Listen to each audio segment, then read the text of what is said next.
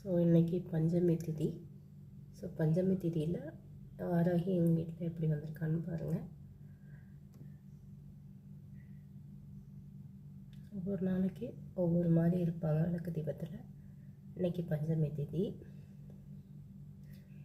எப்படி இருக்காங்க பாருங்கள், ரொம்ப வித்தியாசமாக இருக்காங்க.